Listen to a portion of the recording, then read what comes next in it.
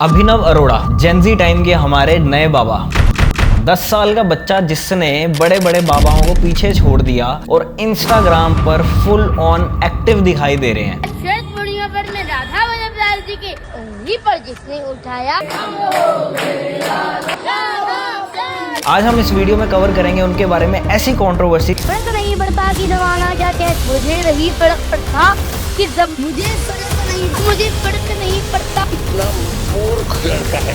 सच्चाई छुपाई गई, अफवाह उड़ाई गई, बात कुछ और थी, बताई कुछ और गई। मेरा नाम है अभय बंसल। पर वीडियो शुरू करने से पहले मैं आपसे एक बात कहना चाहता हूँ कि बिना गालियों वाली वीडियो बनाने में बहुत मेहनत लगती है और आप सब्सक्राइब करोगे तो हमें मिलेगा काफी सारा आनंद। तो भैया वीडियो शुरू करते हैं और आपको लेकर चलता हूँ मैं इस वीडियो के थोड़े से इतिहास में ऑफ अभिनव अरोड़ा। पहले नजर डालते हैं 2013 में, जब अभिनव अरोड़ा सिर्फ और सिर्फ 3 साल का था। तब इनके फादर तरुण राज अरोड़ा जी ये क्लेम करते हैं कि उनका बच्चा किसी स्पिरिचुअल चीजों से रिलेट करता है और उनके जैसी बातें करता है। उनके फादर साहब क्लेम करते थे कि राम जी और कृष्ण जी की उन्हें साउंड सीधा सुनाई देती है, जैसा एक आसाराम जी कहते थे, और कुछ भी कह दो और लोग मान लेंगे। ये पहले तो मैंने नहीं सोचा था, पर धीरे धीरे लोगों की नजर में अभिनव अरोड़ा आने लगा। फिर इनका एक वीडियो वायरल हो जाता है जिसमें वो गणेश जी को देखकर बोल रहे हैं कि जल्दी आना जल्दी आना, जिसको लेके खासकर कुछ औरतें काफी इमोशनल हो गई और वो वीडियो इनका काफी ज्यादा वायरल हो गया और लोगों की नजर में आ गए अभिनव अरोड़ा। अब आते हैं 2021 में,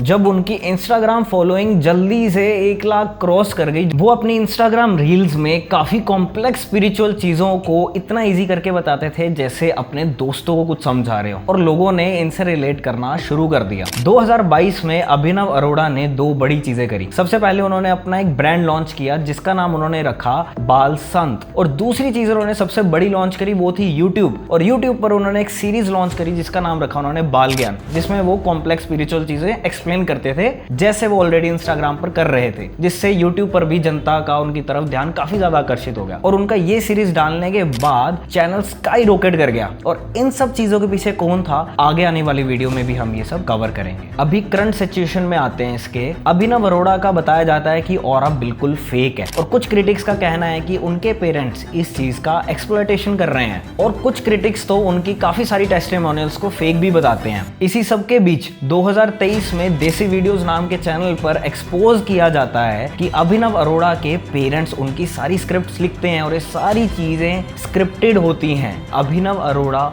स्पिरिचुअल नहीं है, और ये सब भी सोशल मीडिया पर कहा जाने लगा कि उनके फादर कोच हैं इन सारी चीजों के, और सोशल मीडिया पर तो आग लग गई इस कंट्रोवर्सी के बाद। इस कंट्रोवर्सी के तमाशे के बाद स्पिरिचुअल कैंप्स 2 हिस्सों में डिवाइड हो गए। एक तो वो जो अभिनव अरोड़ा को सपोर्ट कर रहे थे, और दूसरे वो जो अभिनव अरोड़ा को क्रिटिसाइज कर रहे थे और एक स्पिरिचुअली ढोंग बाबा का नाम दे रहे थे। अभिनव को जो लोग पसंद करते थे वो कहते थे कि इन्होंने काफी लोगों को स्पिरिचुअलिटी के रास्ते पे लगाया है, पर वहीं जो लोग अभिनव को पसंद नहीं कर रहे थे वो बोल रहे थे कि इनके ज्ञान में कोई रियल डेप्थ है ही नहीं, इनके टेस्टिमोनियल्स फेक हैं और इनका ज्ञान बिल्कुल जेनजी को सिर्फ एंटरटेन करने के लिए यूज किया जा सकता है और एक ढोंग बाबा है। कुछ लोग तो ये भी कह रहे हैं कि एक सिर्फ परफॉर्मर है, ट्रेंड परफॉर्मर, और ये सिर्फ एक मार्केटिंग गिमिक्स है। और कुछ इनसाइडर इंफॉर्मेशन से तो ये भी पता लगा है कि इनके फैमिली में भी काफी टेंशन चल रही है और इनकी फैमिली के कुछ मेंबर्स को प्रेशर किया जा रहा है कि अभिनव को सपोर्ट भी करें, चाहे वो चाहते हैं अभिनव को सपोर्ट करना या नहीं, पर उनको प्रेशर किया जा रहा है। पर ये चीजें प्रूवन नहीं है, सिर्फ और सिर्फ कुछ इनसाइडर नॉलेज और रिसर्च से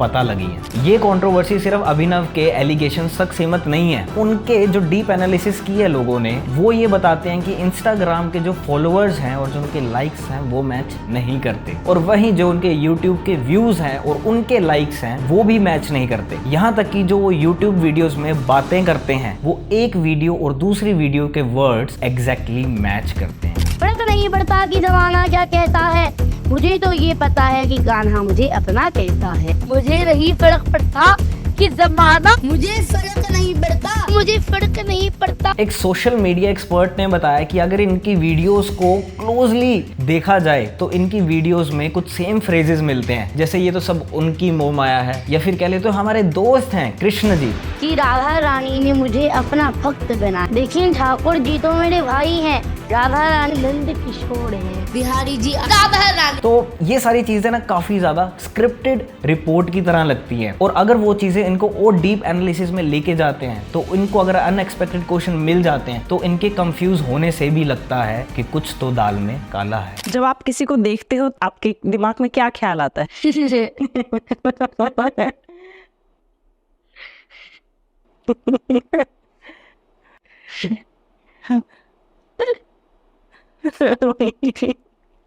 बताइए। सेल्फी खिंचाओ, कोई कहता है मेरे साथ सेल्फी खिंचाओ, तो आप परेशान नहीं हो जाते हैं?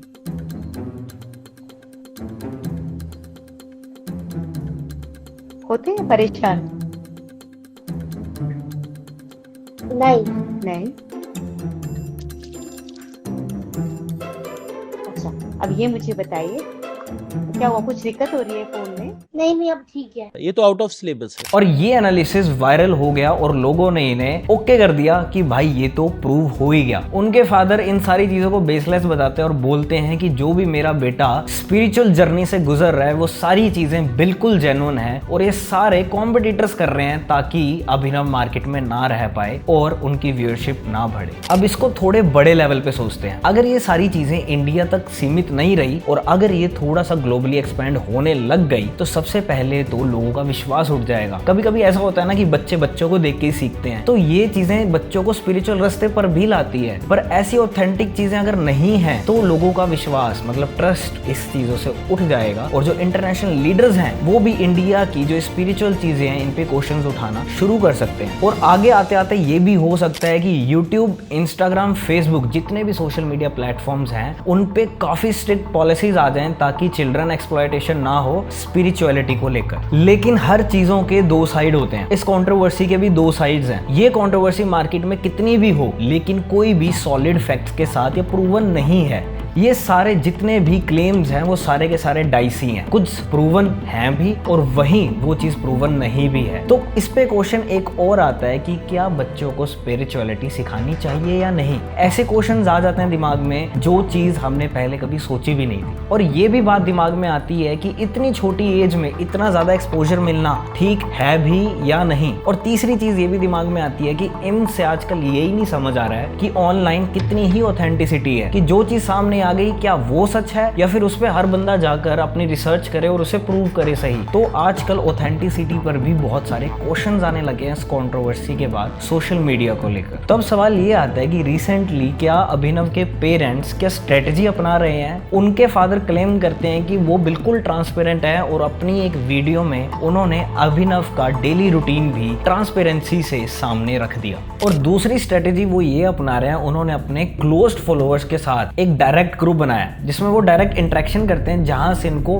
काफी मजबूती से काफी ज्यादा सपोर्ट मिल रहा है। उससे पहले मैं आपको इनकी तीसरी स्ट्रेटेजी बता दूं, ये अपने कंटेंट को भी डाइवर्ट कर रहे हैं धीरे धीरे ये अपने स्पिरिचुअलिटी वाले कंटेंट को एजुकेशनल कंटेंट पर भी चेंज कर रहे हैं।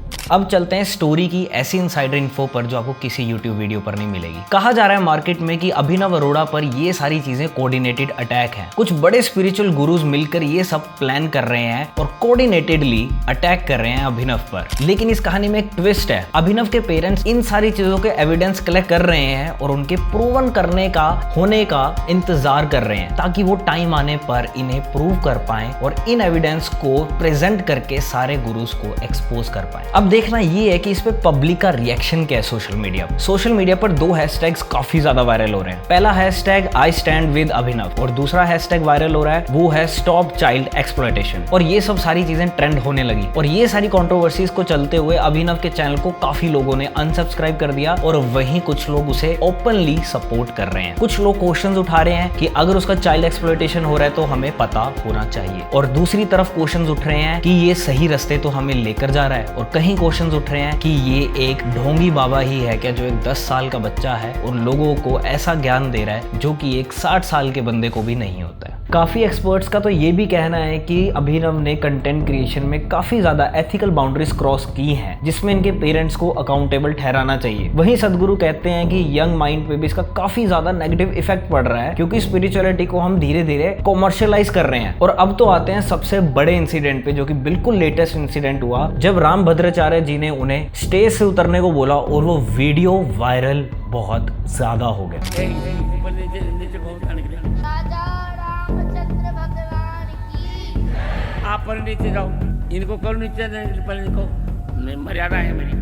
इस वीडियो में स्वामी जी कहते हैं कि स्टेज से नीचे चले जाओ, इनको नीचे जाने को बोलो। और ये वीडियो देखकर काफी लोग बहुत ज्यादा शॉक हो गए। इस कंट्रोवर्सी के बाद, ये कंट्रोवर्सी बढ़ी तो तब हुई जब रामभद्राचार्य जी ने एक प्रेस कॉन्फ्रेंस में कहा कि काफी मूर्ख लड़का है ये कहता है कि कृष्ण उनके साथ पढ़ते हैं। क्या कृष्ण भगवान उनके साथ पढ़ेंगे? क्या इतने बड़े हो गए हैं वो? मैंने उन्हें वृंदावन में भी काफी डांटा था। मेरा एक वीडियो वायरल हुआ, आपने देखा होगा। उसके लिए आप क्या अरोड़ा वाला वही बात, अभिनव अरोड़ा। इतना मूर्ख लड़का है वो कहता है कि कृष्ण उसके साथ पढ़ता है। शिष्टता से मुझको बोलने का मायना नहीं, भगवान के उसके साथ पढ़ेंगे। मैंने तो वृंदावन में उसको बहुत डांटा था। इस प्रेस कॉन्फ्रेंस के बाद ये इंसिडेंट इतना बड़ा हो गया कि लोग डिस्कस करने लगे कि इतने बड़े गुरु को, स्पिरिचुअल गुरु को, एक बच्चे के बारे में ये सब कुछ प्रेस कॉन्फ्रेंस में बोलना चाहिए था या नहीं। और इस पर अभिनव रिप्लाई करते हैं कि सच्चाई छुपाई गई, अफवाह उड़ाई गई, बात कुछ और थी, बताई कुछ और गई। वो वीडियो परसों प्रतापगढ़ का बताया जा रहा है, जो कि झूठ है। कि ये वीडियो पुराना है और वृंदावन का है। क्या आपने कभी अपने गुरु से डांट नहीं खाई है? ये चीज वो 28 अक्टूबर को एक वीडियो पोस्ट के द्वारा लोगों तक पहुंचाते हैं। उन्होंने ये भी कहा कि इतने बड़े गुरु ने उन्हें कुछ कह दिया तो इसमें नेशनल न्यूज बनाने की क्या बात है। उन्होंने अपनी वीडियो में ये भी बताया कि वो स्कूल नहीं जा पा रहे हैं, स्कूल जाते हैं तो इतना ट्रोल हो जाते हैं कि वो बैठ भी नहीं पाते हैं वहां पे। वहीं उनकी बहन भी स्कूल नहीं जा पा रही है इस वजह से। तो इतना बड़ा मुद्दा उठाने की क्या बात है? ये वीडियो देखकर कुछ लोग इमोशनल तो हुए ही, पर क्रिटिक्स कहां पीछा छोड़ते हैं। कुछ का कहना था कि ये डैमेज कंट्रोल का एक हिस्सा है। अब आते हैं इसकी बिल्कुल लेटेस्ट अपडेट पर। 29 अक्टूबर को अभिनव की मदर केस फाइल कर देती हैं 7 यूट्यूबर्स के खिलाफ एक डेफेमेशन का। वो केस फाइल करके ये बोलते हैं कि उसमें काफी ज्यादा मेंटल स्ट्रेस आ रहा है, जो कि इन यूट्यूबर्स की वीडियो के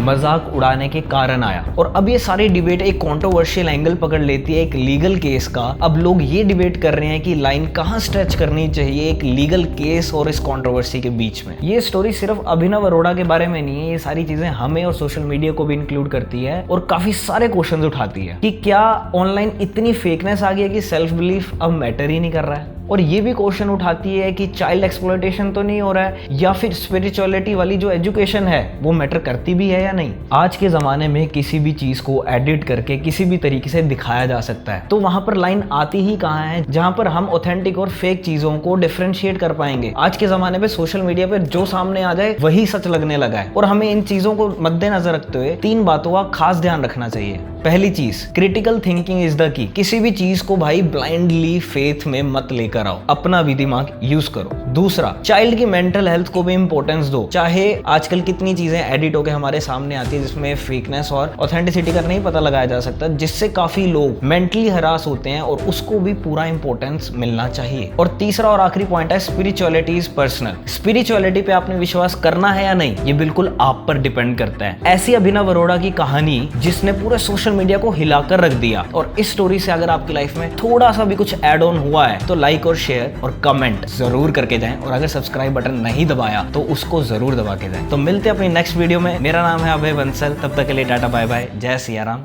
जय भारत।